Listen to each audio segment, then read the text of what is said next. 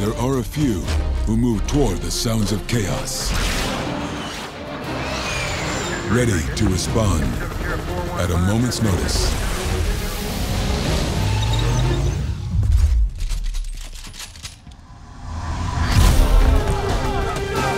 And when the time comes, they are the first to move toward the sounds of tyranny, injustice, and despair.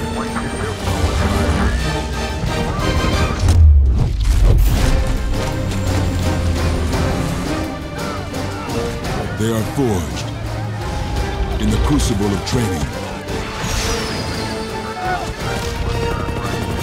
They are the few, the proud, the Marines.